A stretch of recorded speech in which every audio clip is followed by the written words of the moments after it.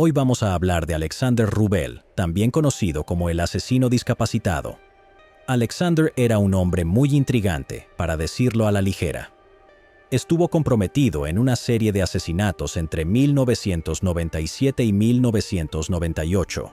Lo extraño del caso de Alexander es que, a diferencia de los más crueles criminales, no se atribuyó el mérito de sus crímenes, sino que los culpó a las estaciones de gasolina para hacer las cosas más extrañas para Alexander.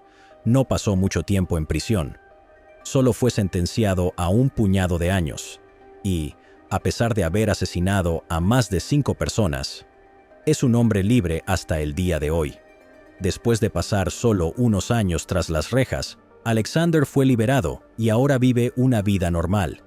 Está casado y ahora tiene una familia e hijos. Pero no puedes perderte, Doctor Detective, mi nuevo canal donde investigo personalmente casos que nunca nadie antes ha mostrado en todo YouTube y pueden ser hasta tus propios vecinos. Suscríbete antes de me borren el comentario fijado en el vídeo rápido. Siguiendo con el vídeo. ¿Cómo es posible que uno de los hombres asesinos en serie más viciosos del mundo ahora esté deambulando por las calles como un hombre libre y pueda vivir una vida perfectamente normal? Bueno, descubrámoslo. Nacido en Ucrania el día de Navidad de 1980, Alexander Wrubel parecía ser tu equipo estándar. Sin embargo, aunque las vacaciones de Navidad suelen estar llenas con amor y alegría, pero se podría decir lo contrario en el caso de Alexander, quien parece haber estado luchando contra su cordura mental durante mucho tiempo. A pesar de haber vivido en Ucrania, se quedó con frecuencia en Estonia, visitando a menudo playas y otras atracciones. La infancia de Alexander Wrubel no es muy conocida. No parece haber sido abusado o descuidado de la misma manera que muchos asesinos en serie. Sin embargo, tampoco parece haber tenido la mejor infancia. Sabemos que Alexander probablemente tuvo algunos demonios durante su juventud, porque a los 13 años empezó a inhalar vapores de gasolina para drogarse.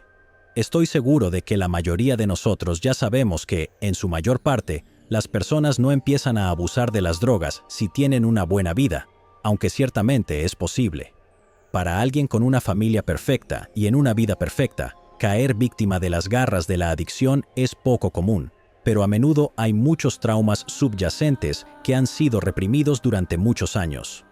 Solo por esta razón, parece seguro asumir que Alexander probablemente había estado luchando de alguna manera durante bastante tiempo. Alexander, de 13 años, inhalaba vapores de gasolina para desvincularse del mundo exterior. No sabemos por qué eligió la gasolina, pero es probable que sea porque es algo barata y está fácilmente disponible. Para cualquiera que aún no conozca, los vapores de esta gasolina son notablemente tóxicos. No hace falta mucho para causar que usted caiga inconsciente y, si se deja expuesto por mucho tiempo, podría perder la vida como resultado de respirar los vapores de gasolina. Sin embargo, Alexander se expondría a los vapores en pequeñas ráfagas, lo suficiente como para drogarse y para poder continuar funcionando como una persona normal mientras ocultaba su adicción a sus amigos y familiares. Sin embargo, como la mayoría de las drogas y adicciones, los vapores de gasolina despertaron algo en Alexander que nunca podría haber imaginado. Estos vapores supuestamente convirtieron a un niño completamente inofensivo en un asesino en serie brutal y salvaje. Al menos, esa fue la defensa de Alexander cuando finalmente fue arrestado. Muchos asesinos en serie comienzan a cobrar vidas cuando son muy jóvenes. No es raro escuchar sobre asesinos jóvenes que quitan la vida a pequeños animales como gatos o perros. Algunos psiquiatras e investigadores creen que estos crímenes son juicios para más adelante en la vida, cuando planean reclamar víctimas mucho más grandes, a menudo humanos. No sabemos con certeza si Alexander comenzó su juerga con animales o víctimas más pequeñas, y parece como si su primer crimen importante tuvo lugar en 1997, cuando tenía unos 17 años. Alexander vivía cerca de un caballero mayor llamado Tonu Pod. No se ha publicado mucha información sobre Tonu, pero sabemos que era un hombre mayor que luchaba con algunas discapacidades físicas que le hicieron la vida un poco más difícil. Los medios de comunicación en ese momento se referían a Tonu como discapacitado, pero parecía que logró pasar su vida diaria con solo dificultades menores. Por supuesto, era una persona feliz y algo saludable, un hombre que simplemente estaba haciendo todo lo posible para salir adelante, a pesar de algunos contratiempos médicos en el camino. El 19 de septiembre de 1999, Alexander resopló gasolina de la misma manera que lo había hecho docenas de veces en el pasado. Ahora, la verdad es que no entiendo cómo Alexander pudo haberlo hecho. Incluso apenas le quedaban suficientes células cerebrales en ese momento para poder alimentarse, y mucho menos para cometer el crimen que estaba a punto de cometer. Ahora, no me malinterpreten. No estoy criticando a Alexander ni degradándolo. Solo digo que los vapores de gasolina son increíblemente poderosos y puede causar daño cerebral de por vida muy fácilmente. Sin embargo, Alexander de alguna manera pudo mantenerse en pie, a pesar de su adicción increíblemente peligrosa. Fue en este día que el uso de drogas de Alexander cambió algo dentro de él. Dice que esta vez la euforia fue muy diferente a como había sido antes. En lugar de sentir que estaba flotando o sentir que las luchas por la vida ya no importaban, la ira había comenzado a surgir. Alexander les dijo a los investigadores que tenía sed de sangre, que solo podía satisfacerse quitándole la vida a alguien. No sabemos específicamente qué sucedió durante este tiempo para causar que Alexander estallara, pero decidió descargar su ira en el objetivo más cercano y fácil, su vecino discapacitado, Tonu Pod. Tonu había pasado el día solo en casa. Ya sea que su casa estuviera abierta o si Alexander irrumpió, Alexander se acercó a Tonu en su casa y le quitó la vida de una manera salvaje. Los artículos sobre este caso no son del todo claros sobre cuánto tiempo permaneció Tony en su casa antes de ser descubierto, pero Alexander ya se había ido hacía mucho tiempo, y la policía no tenía motivos para sospechar que un chico normal y cuerdo de 17 años cometería un crimen tan violento. Para el momento en que Alexander se salió con la suya con el crimen, continuó viviendo su vida como lo haría normalmente. Cuando habló con los investigadores más tarde, Alexander les dijo que eligió quitarle la vida a Tonu porque era un blanco fácil. No parecía que hubiera hecho algo como esto antes, así que quería atacar a alguien que no daría mucha pelea. Parece que simplemente pelear con alguien no era suficiente y Alexander quería asegurarse de poder reclamar con éxito la vida de quien quiera que decidiera atacar. Esta no sería la única vez que los vapores de gasolina provocarían la sed de sangre de Alexander. El segundo crimen de Alexander es cuando las cosas comienzan a tomar un giro y comenzamos a ver lo que pudo haberse estado gestando dentro de él desde una edad muy temprana. A lo largo de todos los artículos que se han escrito sobre Alexander a lo largo de los años, nunca escuchamos mucho sobre su padre. No sabemos a qué se dedicaba, cuántos años tenía o cuál era su relación con su hijo. Sin embargo, su padre, Andrei Rubel, parece haber tenido algunos problemas serios de ira. Es posible que estas emociones fueran presenciadas y heredadas por Alexander a una edad muy temprana. El 7 de noviembre de 1999, la vida de Alexander cambiaría para siempre. Su padre regresó a casa y tenía motivos para creer que su esposa, la madre Alexander, había estado teniendo una aventura. Un invitado estaba en su casa ese día, Alexei Pavlov. Andrei estaba tan furioso que agarró un cuchillo y apuñaló a Pavlov al menos 4 veces, presumiblemente acabando con su vida. Parece que Alexander probablemente fue testigo de este crimen, porque los informes afirman que ayudó a Pavlov a entrar en una de las habitaciones cercanas después de sufrir tales lesiones graves. Sin embargo, las intenciones de Alexander eran mucho más oscuras de lo que parecen. Por lo que parece, Alexander ayudó al hombre a entrar a la habitación cercana con el disfraz de ayudarlo a curarse y llamar a la policía. Sin embargo, sucedió exactamente lo contrario. En un ataque de rabia, Alexander comenzó a estrangular al hombre que ahora estaba luchando por su vida en más de un sentido. Mientras estaba caído, Alexander lo agarró y lo arrojó desde una ventana del tercer piso, acabando con su vida tan pronto como cayó al suelo. Finalmente apareció la policía, arrestaron a Andrei y lo llevaron directamente a la cárcel. Por alguna razón, Alexander no fue responsable de su parte del crimen. Es posible que su padre asumiera toda la culpa por el ataque, a pesar de que solo cometió la primera mitad del crimen. Independientemente de lo que sucedió, a Alexander se le permitió marcharse como un hombre libre, y su padre fue sentenciado a 7 años de prisión por quitarle la vida a Pavlov. Creo que todos podemos asumir con seguridad en este punto que la vida de Alexander nunca volvería a ser la misma. Su familia ahora estaba completamente destrozada. Su salud mental obviamente estaba en la cuneta, y lo más probable es que su madre fuera excluida de su vida, además de que supuestamente había estado teniendo una aventura con otro hombre. Alexander permaneció oculto por un tiempo después de que su padre fue arrestado, y finalmente hizo un viaje a la playa de Strumy. La playa es una atracción turística popular que atrae a visitantes de toda Rusia y sus alrededores. El clima suele ser bastante neutral, y las olas del océano brindan un excelente lugar para relajarse y refrescarse durante el día en los meses más cálidos. Sin embargo, cuando Alexander viajó a la playa ese día, tenía muchos planes diferentes en mente.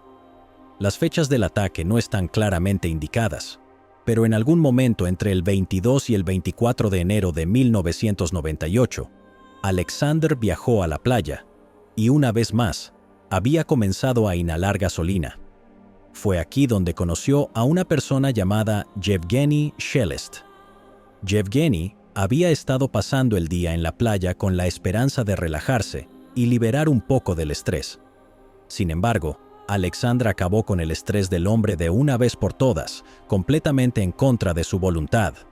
Alexander descargó su ira en medio del anciano y reclamó su vida después de apuñalarlo varias veces. No sabemos si el crimen fue presenciado por transeúntes o si Alexander hizo esto en un área apartada, pero de alguna manera la policía todavía no estaba tras las huellas de Alexander y, una vez más, fue capaz de salirse con la suya sin enfrentar ningún tipo de castigo. La playa de Strumy, que alguna vez había sido un lugar de paz y tranquilidad, ahora estaba rodeada por agentes de policía y cinta amarilla, y se estaba llevando a cabo una investigación de asesinato en toda regla.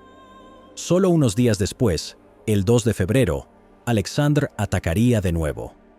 No sabemos el lugar exacto de este crimen, pero Alexander encontró a su siguiente víctima, mucho más rápido que a las anteriores. Ya que probablemente ya asumiste que Alexander había estado inhalando gasolina una vez más, esta vez estaba escondido en una ciudad cercana, cuando notó que un hombre de mediana edad caminaba hacia él. En lugar de saludarlo con una cortesía con un hola, o simplemente dejarlo solo al hombre, Alexander se acercó a él y le preguntó si podía darle un cigarrillo. Después le preguntó si podía darle $5 para comprar una pequeña cantidad de gasolina. Se desconoce si el hombre le dio el cigarrillo y dinero, o si lo rechazó. Sin embargo, de cualquier manera, Alexander se volvió contra el hombre y agarró un hacha que nadie sabe de dónde vino. Esta hacha es posible que Alexander la hubiera estado llevando consigo todo el tiempo, pero sea lo que sea que sucedió ese día, Alexander atacó a un hombre con un hacha y le cortó completamente la cabeza, dejándolo en la calle para que los oficiales lo encontraran más tarde. En este punto, parece claro que los oficiales estaban tratando con un asesino en serie hecho y derecho, que no parecía tener preferencia por sus víctimas en general. Simplemente atacó a quien quiso y los dejó donde estaban para que los oficiales los encontraran más tarde. El nombre del hombre inocente era Vladimir Ivanov, y por razones desconocidas, Alexander fracturó a otra familia sin ser provocado. El siguiente crimen de Alexander tendría lugar menos de una semana después. Esta vez atacaría mucho más cerca de casa y se cobraría la vida de su primera víctima femenina, una mujer de mediana edad. Se llamaba Olga Voronkova y vivía en el mismo vecindario que Alexander, y los dos probablemente se habían visto entre sí 1 o 2 veces en el pasado. Algunos artículos parecen proporcionar información contradictoria sobre esta víctima. Algunos dicen que él vivía en el mismo edificio que Olga, y otros dicen que ella simplemente vivía cerca. Sea cual sea el caso, Alexander reclamó la vida de la mujer sin dudarlo un segundo. Pensé que este crimen no parece haber sido tan cruel como sus intentos anteriores, pero no sabemos con seguridad qué método utilizó para reclamar su vida, aunque no creo que realmente importe demasiado al final del día.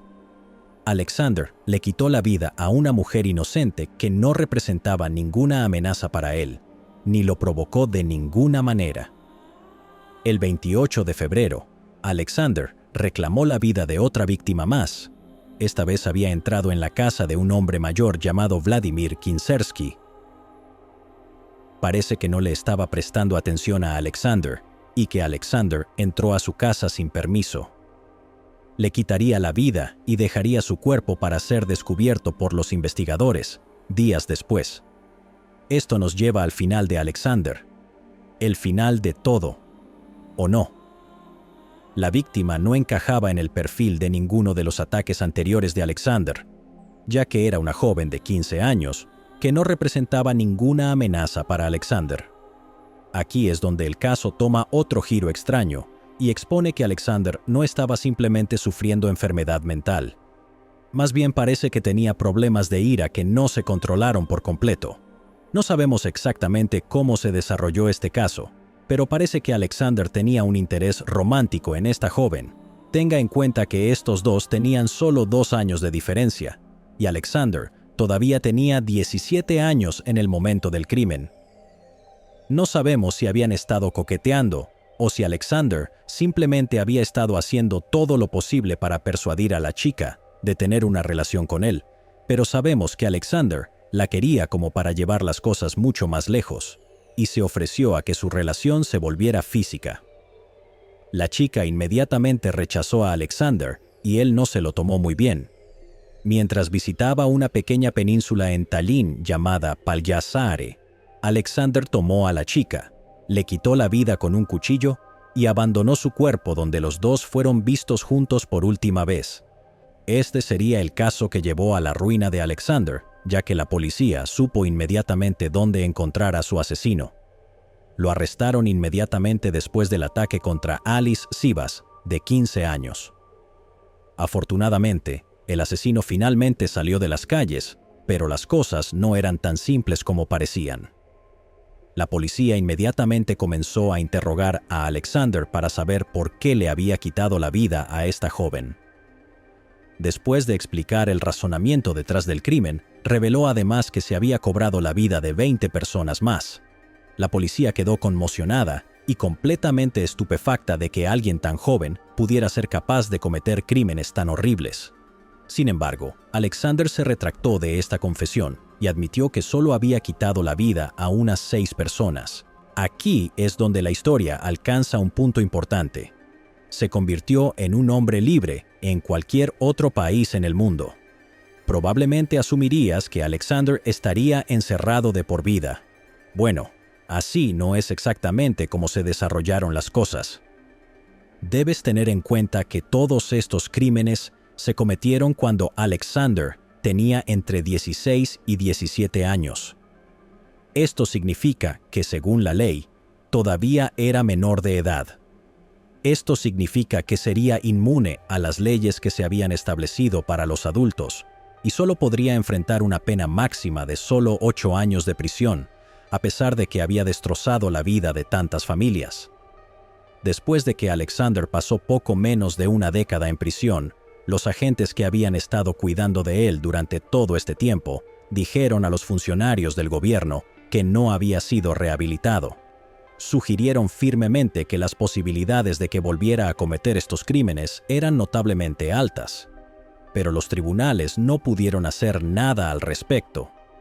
Después de todo, la policía y los investigadores no tuvieron más remedio que respetar la ley, lo que significó que Alexander fue liberado y se convirtió en un hombre libre, en junio de 2006. Después de cumplir solo 8 años por cobrar la vida de 6 personas, hoy vive una vida normal y logró casarse y formar una familia. Ahora tiene sus propios hijos y, considerando todo, nadie sospecharía nada de él si lo vieran caminando por la calle. A pesar de que los oficiales afirman que todavía es un hombre violento y con malas intenciones, a Alexander Wrubel se le permite caminar entre los libres y vivir una vida normal, y hasta donde sabemos, no ha violado la ley de manera drástica desde su liberación. Llegados aquí, ¿acaso no has visto este otro crimen? Yo no me lo perdería,